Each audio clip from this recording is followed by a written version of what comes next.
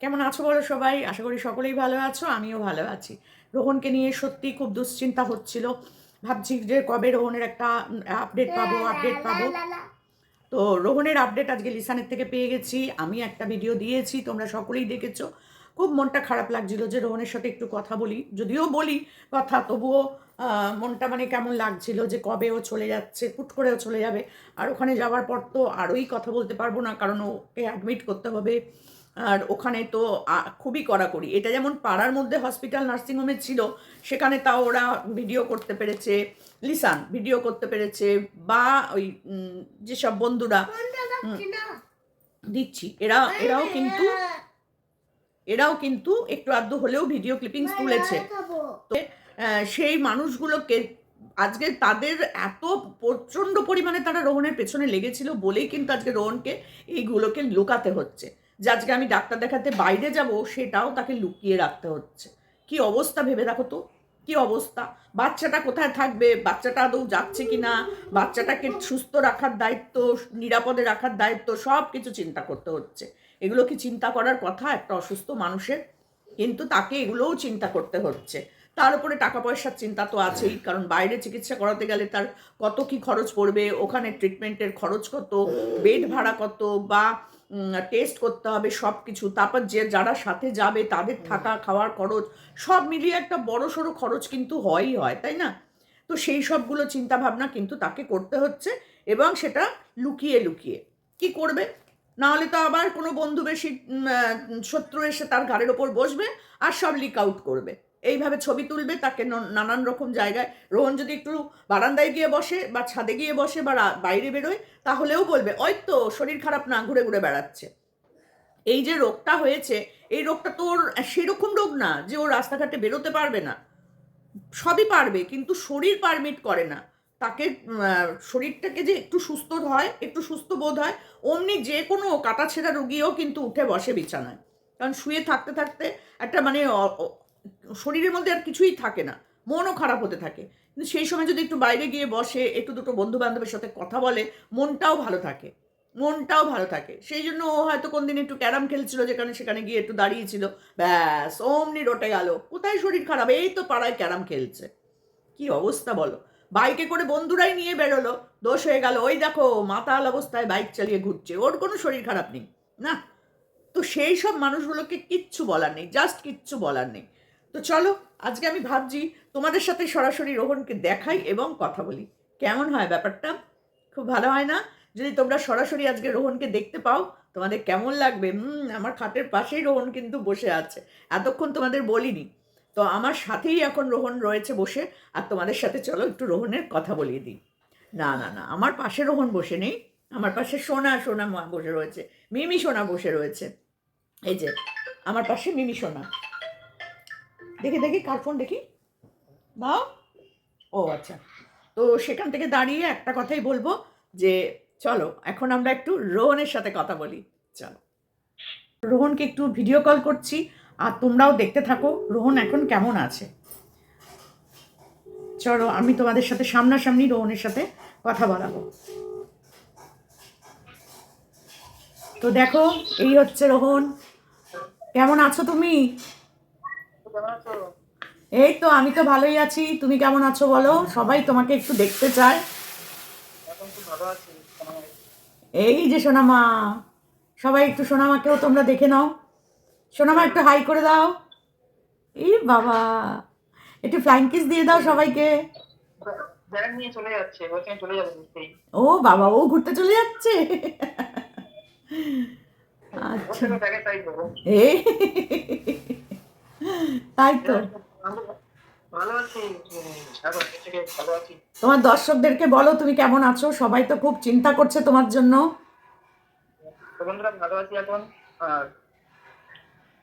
যেহেতু ভালো থাকারই কথা, আপনার আমার পাশে যেভাবে ভালোভাবে দাঁড়িয়েছিলেন, আর সব দিক থেকে এখন ভালো আছি। কারণ আমাকে শারীরিক এবং মানসিক দিক থেকে কেউ মানে তোমাতে পারেনি। আমি কিন্তু চেয়েছিল মানে মানসিক দিক থেকে তোমাতে পারেনি, সেটা আপনাদের জন্য ভালো আছি, খুবই ভালো আছি এখন।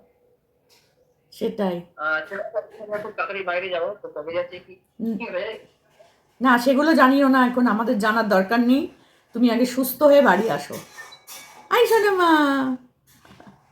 আসো আমাদের বাড়ি, আসো আসো আসো আসো। এই সারাদিন তোর এই ঘরের ভিতরে থাকতে থাকতে মানে মনে হয় যে জেলের ভিতরে আছি কদিন। হ্যাঁ, না না, এখন একটু রেস্ট নাও। বাড়ি যাবে? আসো আমাদের বাড়ি, চলে আসো, আমাদের মিমি সোনার সাথে খেলা করবে, আসো। আমি বুঝতে পারছি যে অডিয়েন্স দুশ্চিন্তার মধ্যে আছে, কিন্তু কিছু তো করার নেই এইখানটায়। আমি তো ভিডিও এডিট করতে পারছি না, না পারছি এডিট করতে, না পারছি ভিডিও শুটও করতে পারছি না ঠিকঠাক। তাই তো। এডিটটা করবো।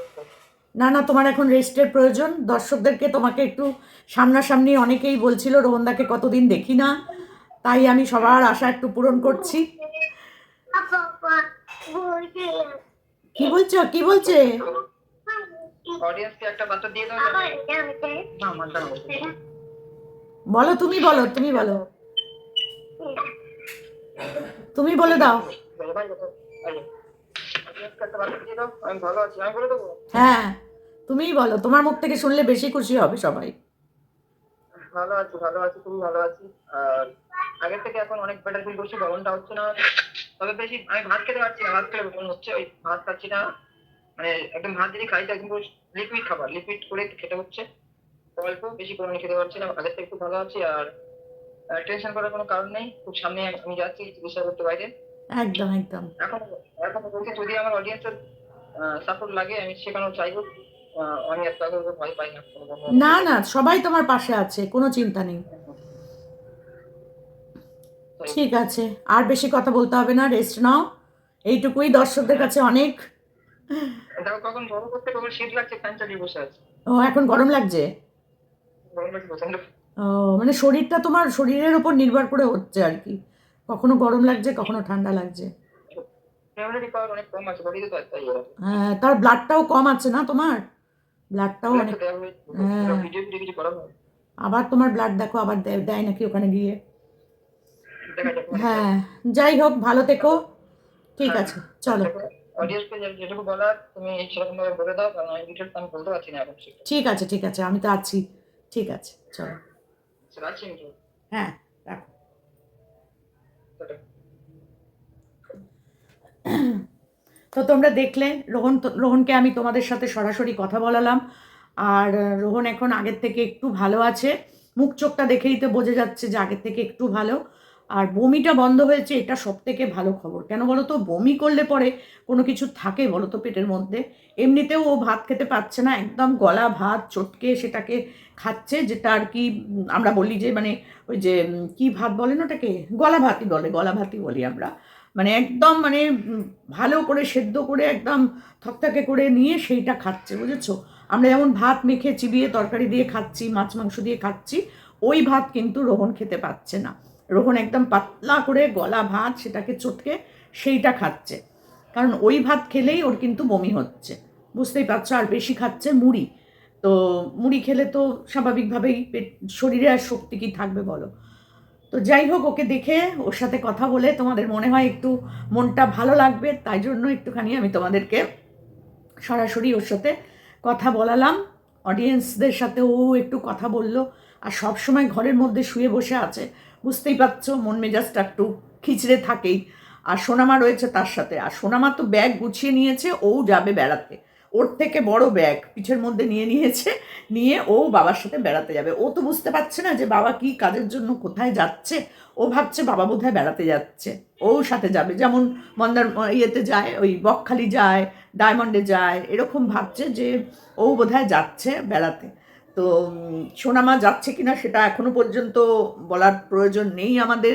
সোনামা কোথায় থাকছে, সোনামা কি করছে, এসব আমরা কিন্তু কেউ জানলেও তোমাদের জানাবো না। কেন জানাবো না বলো তো? জানাবো না হচ্ছে ওই যে বন্ধু বেশি শত্রুদের জন্য। আজকে ছেলেটাকে লুকিয়ে লুকিয়ে বেরোতে হচ্ছে, বলো তো কত দূর যন্ত্রণা এটা। এই বন্ধুগুলোই যদি আজকে সব পাশে থাকতো, তাহলে ওর কি এত চিন্তা থাকতো? ওকে কি এরকম লুকিয়ে লুকিয়ে হসপিটাল যেতে হতো, লুকিয়ে লুকিয়ে সব কিছু করতে হতো? হতো না।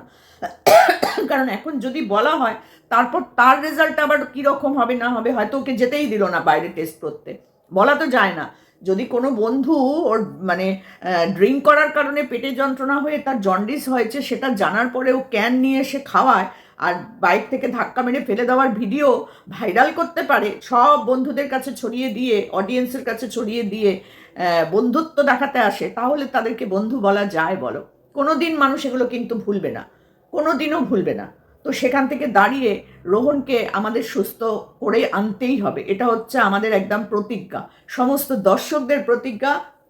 তার সাথে সাথে লিসানের একটা বড় কিন্তু মানে কি বলবো, লিসান যে এইভাবে পাশে রয়েছে, আর লিসান ওকে বলেছে যেভাবে যত টাকা লাগে লাগুক, যেখানে যেতে হয় হোক, আমি রোহনকে ভালো করে নিয়ে আসবই। এই যে এত বড় একটা কথা কে বলে, কতজন বলে?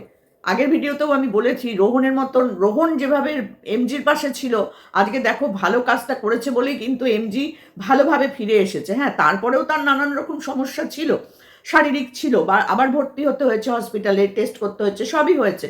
কিন্তু সেই সময়টা যখন তাকে বাইরে অ্যাম্বুলেন্স থেকে মানে ইয়েতে বার করে দিয়েছিল হসপিটাল নার্সিংহোম থেকে, তো স্ট্রেচারের মধ্যে শুয়েছিল, সেইখান থেকে রোহনের জার্নিটা একবার ভেবে দেখো।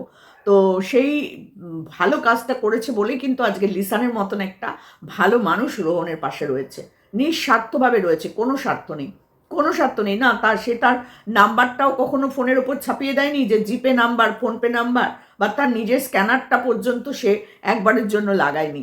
এই রকমই হতে হবে বন্ধু, তবে না, ভালোবাসতে গেলে নিঃস্বার্থভাবে ভালোবাসো, না হলে দরকার নেই, যা, এটাই আমি বলবো। আর রোহনকে দেখে আজকে একটু সত্যিই ভালো লাগলো, মুখ চোখটা একটুখানি ফ্রেশ লাগলো। এর আগের দিনকেও যখন মানে দেখেছিলাম তখন একদম ভালো লাগছিল না, ও কথা বলতে পারছিল না। ব্লাড টেস্ট করার সময় যখন ওকে ভিডিওতে দেখছিলাম তখন ও কাঁপছিল, রীতিমতো থরথর করে কাঁপছে, ওর শরীর খারাপ লাগছিল। তো এখনও সেটা আছে কিছুটা, বলছে কখনো গরম লাগছে, কখনো ঠান্ডা লাগছে। এখন রোহন রীতিমতো ফ্যান চালিয়ে বসে আছে, যেখানে আমরা সোয়েটার কম্বল চাদর মুড়িয়ে আছি সবাই। বলছে আমার কখনো ঠান্ডা লাগছে, কখনো গরম, কারণ ওর শরীরে তো ইমিউনিটি পাওয়ারটা নেই বলতে গেলে সেইভাবে, না, কমে গেছে কতটা। তো তাকে তো থাকতেই হবে নানানভাবে। এখন বলছে আমার কখনো ঠান্ডা লাগছে, কখনো গরম লাগছে, এই অবস্থার মধ্যে আমি আছি। তো বাইরে চিকিৎসা করতে যাওয়াটা অবশ্য করেই দরকার, খুবই দরকার, কারণ এখানে সেরকমভাবে চিকিৎসাটা এখনো পর্যন্ত হয়নি, মানে হয়েছে, কিন্তু এবার যেখানে যাবে সেখানে গিয়ে একদম এই ট্রিটমেন্টটা করার জন্যই ও যাবে। এতদিন অবধি তো ধরা পড়লো এই রোগ হয়েছে, ওই রোগ হয়েছে, এই টেস্ট, ওই টেস্ট, সেই টেস্ট, এবার রিপোর্ট বেরিয়ে গেছে। তো সেই রিপোর্টের ওপর ভিত্তি করে ওখানে যাবে, সেখানে গিয়ে আবার রিপোর্ট করবে, কারণ ডাক্তাররা কিন্তু একজনের রিপোর্ট আরেকজন খুব একটা দেখতে চায় না, এক জায়গার রিপোর্ট আরেক জায়গায় দেখতে চায় না, ওরা আবার নতুন করে সব কিছু করায়। তো যেখানে যাচ্ছে সেখানেও আবার হয়তো নতুন করে টেস্ট ফেস্ট করবে। ব্লাড যদি দিতে হয় তাহলে ব্লাডও দিতে হবে, কারণ ওর ব্লাডের তো দেখেছিলাম আমরা 7, তো 7টা তো ঠিক নয়। একটা ছেলে এই বয়সে, একটা 25-26 বছরের ছেলের 7% ব্লাড খুবই খুবই ক্রিটিক্যাল, অন্তত 10-12 থাকাটা তো উচিত। তো সেখানে ওর 7, তাহলে বুঝতেই পারছো ওর ব্লাড নিয়েও ছিল, কিন্তু সেগুলো ভিডিও করে দেখানো হয়নি বা দেখানো যায় না। একটা পেশেন্টের ব্লাড চলছে সেটাও যদি ভিডিও করে দেখাতে হয় তাহলে আর কি বলবো বলো, এসব দেখানো যায় না, করতেও মন চায় না। তো লিসান সেগুলো করেনি, এগুলো না করাটাই সব থেকে ভালো। তো যাই হোক, যদি ব্লাড টেস্টের ব্লাডটাও দেখাতো তাহলে হয়তো ওর বন্ধুরা বলতো আলতা জলের মধ্যে গুলে ওই প্লাস্টিকের দিয়ে ভরে ভরে দিয়েছে, হয়তো, বিচিত্র নেই, এরা তো সবই বললো না, এরা তো নিজের পয়সা খরচ করে ওর ব্লাড টেস্টটাও করাতে চেয়েছে, যেখানে ওর 3-4বার ব্লাড টেস্ট করা হয়ে গেছে, মানে এতটাই অবিশ্বাসী এরা। এবার যদি ব্লাড দিত তাহলে ওটাই বলতো নাকি যে জলে আলতা গুলে ওরকম দেখাচ্ছে আমাদেরকে, আদৌ ওটা ব্লাড না, আদৌ ওর শরীরে ব্লাড যাচ্ছে না, কিছুই বলতে বাদ নেই, ওটা বলতেও ওদের মুখে আটকাতো না, তাই না?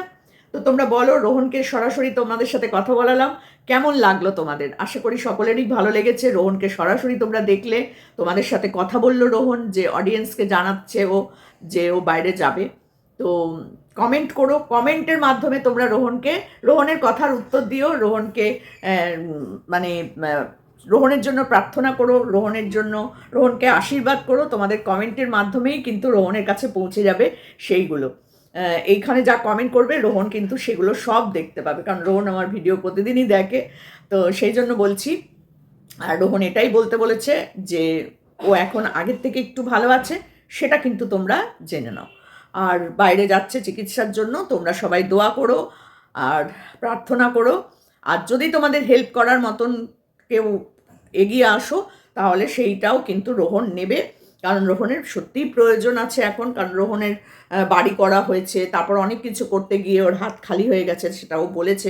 বাবা তো আছেই, সেটা পরের কথা, কিন্তু নিজে সাপোর্টটা পেলে তো তোমাদের বন্ধু মানে সমস্ত অডিয়েন্সের সাপোর্ট পেলে ছেলেটা তো নিজেই নিজের চিকিৎসা করতে পারবে, তাই না, বাবার ওপরে নির্ভর না করে। তো আমরা যারা এত ভালোবাসার মানুষ আছি সবাই যদি একটু করে পাশে থাকি তাহলে তো নিশ্চয়ই ছেলেটা ভালো হয়ে ঘরে চলে আসবে, তাই না?